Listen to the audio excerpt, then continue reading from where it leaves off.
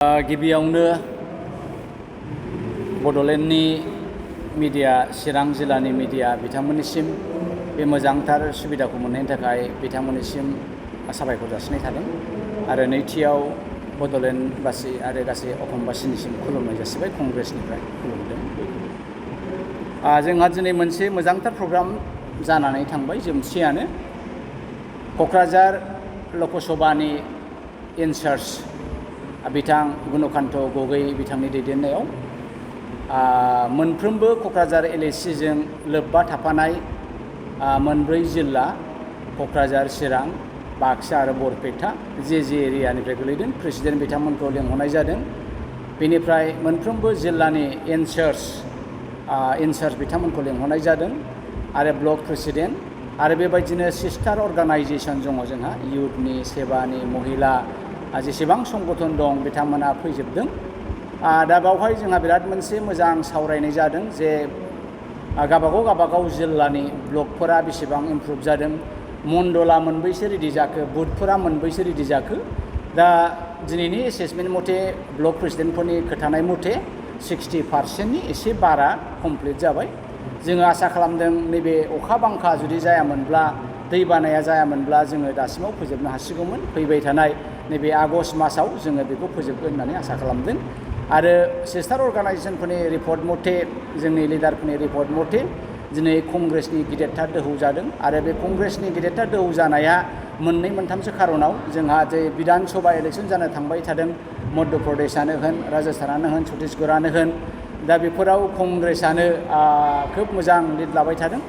आरो बेनि अनगायैबो नरेन्द्र मदिनि जे बिजेपि गभर्नमेन्टनि जानाय लोंनाय बायदि बेसादनि दाम बारायनाया एखे हां गैया बां गैया जेबो लिमिट गैया। लोगोसे मणिपुरनि थासारि जे एसटिफोरनि सायाव जेबायदि थासारि अयथासार मध्य प्रदेशआव जा सारा इण्डियायावनो सोरखौबा हासुलादों सोरखौबा लं थङै खुनानै हाजार मानसिनि गेजेराव राजा लामाफ्रावहाय थाबायहोदों आरो बेबायदिनो एसटि आदिबासिफोरनि सायाव अयथासार। दा बे जिनिसखौ नुनानै दिनै गासै भारतल' नङा सारा प्रिथिबियावनो बिजेपि गभर्नमेन्टनि फारसे मुगैनाय आरो सोंखारिनाय फोरमायदों आरो बे सोंखारिनाय आरो मुगैनाया दिनै कंग्रेसनि राहुल गान्धीनि हम नफरत का दुकान बंद किया है और प्यार और मोहब्बत का दुकान खुला किया है बे भाषणा बयनिबो गोसोखौ बोनो हादों। बे मोनसे गेदेरथार दोहौ।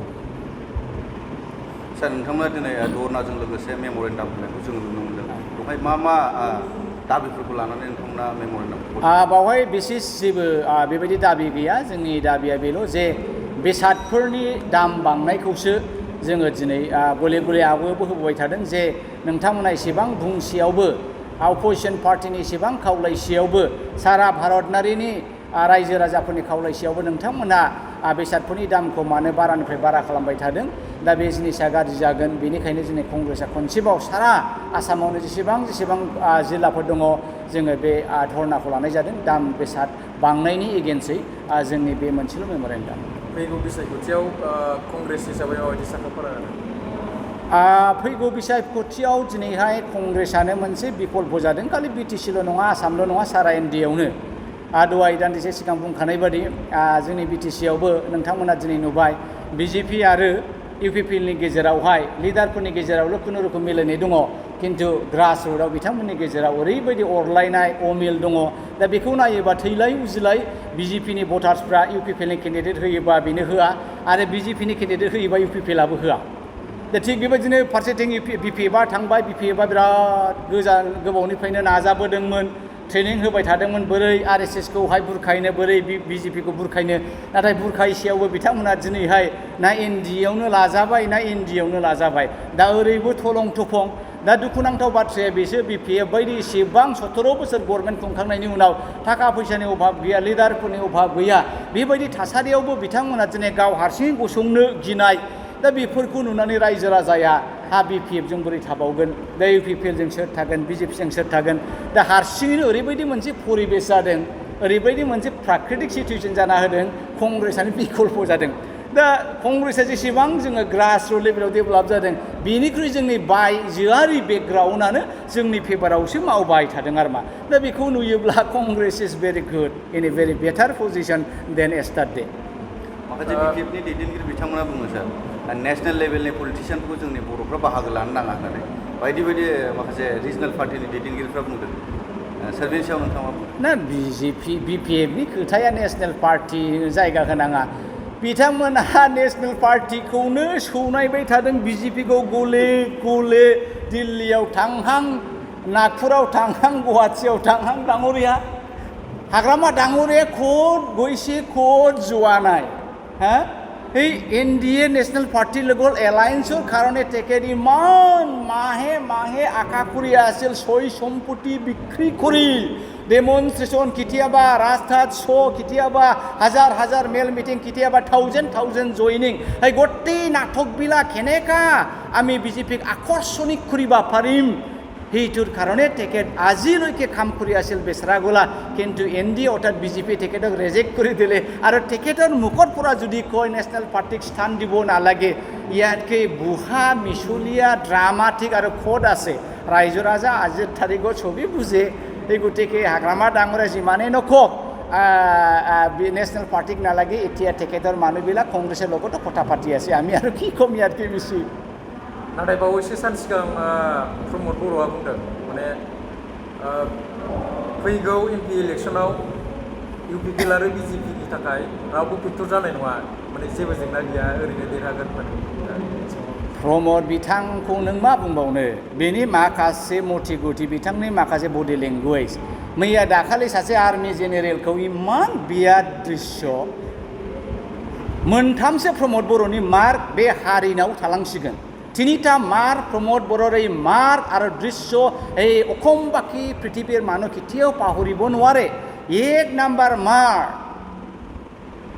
মন্ত্ৰীমণ্ডলৰ কথাটো বাদে দিয়ক যদি পৃথক বদলেন নহয় মই গাঁওবুঢ়াও নহওঁ नैबे मोनसे खोथाखौ रायजो राजाया जिबनाव बावनाय नंलिया जारिमिनारि भाषण जासिगोन प्रमोद बर'नि आरो দ্বিতীয়টো আমার দফাবিলা যি আকারে আকারে যদি রূপায়ণ নহয় বিটিআর রেকর্ডর দফাবিলা যদি আকারে আকারে রূপায়ণ নহয় মই এজন ডাঙৰীয়া কৈছে বিজেপি তোমাৰ চিতলায়াও চোতালত গৈ মই সুইচাইড কৰিম 2 নাম্বাৰ এইটো ঐতিহাসিক ভাষণ কেতিয়াও বড় বা আমাৰ অসমবাসীবিলাক পাহৰি নাযাব আৰু 3 নাম্বাৰ দৃশ্যটো যোৱাকালি কৈ একদিন আগত এজন জেনেৰেলক একে মায়েগৰ এংকৰি ইমান স্পষ্টকৈ কৈছে যে প্রমোদ বড়ো may I request you now to please welcome General Sahab with our traditional Boro আৰণাই Pramod ডাঙৰীয়া ৰিকুৱেষ্ট কৰিছে জেনেৰেলক আৰণাই দিবলৈ কাৰণে আৰু জেনেৰেল ডাঙৰীয়াও নিজৰ মাথাটো থলত বনাই আগবাঢ়ি আহিছিল বেচা আৰণাই পাবলৈ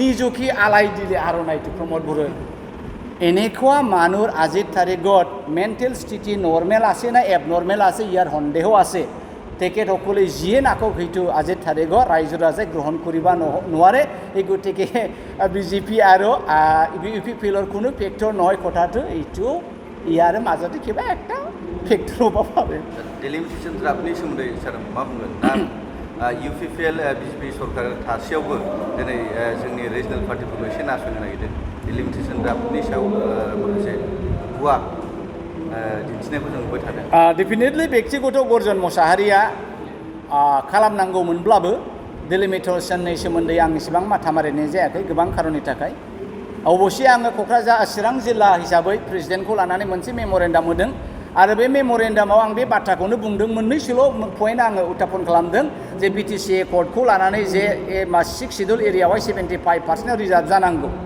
बे मोनसे खोथा दा बेखौ नायोबा नोंथांमोननि बे एलएसि रानलाबायनाया एखेबारे इलजिक एज पार दा डाटा जायाखै बे हिसाबै नोंथांमोना बेखौहाय नायफिननांगौ बे खोथाखौ आङो होनदों आरो 2 नाम्बारा जाहैबाय दिनै 2017आवहाय डिलिमिटेसनखौहाय फ्रिज खालामनानै दोनदोंमोन एक्सेप्ट जम्मु आरो काश्मीर कारण जम्मु आरो काश्मीरखौ स्टेटखौ सिफायनानै इउनियन टेरिटरि रानना होनायाव बे गोनांथि जादोंमन नाथाय आसामाव 2026आवनो जुदि अल इन्डिया बिसायाव जाखायोब्ला नोंथांमोना बेखौ मानो हाथाखौ दरखार निश्चय बिजेपिनि माबा मोनसे एजेन्डा थाखोमादों आरो बे दिनै गरजननि बुंनाय नङा फ्राय मोनफ्रोमबो जनगोष्ठीनि रायजो राजाफ्रानो बुंदों पलिटिकेल पार्टिफ्रा बुंदों एमएलएफ्रा बुंदों दा बेखायनो नोंथांमोना रायजो राजायानो जुदि बेनि एगेन्स्ट एप्रिहेन्सनाव दङब्ला रायजो राजानि खोथाखौ खोनासंनांगोन आरो नायफामफिननांगौ होननानै गरजनाबो मेम'रेन्डाम होदों दा ओरैहाय इउपिपिएल आरो बिजेपि बर' लिडारफोर थासेयावबो बिथांखौ जाया होननाया निश्चय बिथांमोननि रिपर्ट मथे बिथांमोना टेलिभिजन ड्राफ्टखौहाय नायफामफिननांगौ आरो उदालगुरि आरो क'क्राझारा एसटि रिजार्भ थानांगौ होननाया बे वेलकाम एटिटिउड जादों।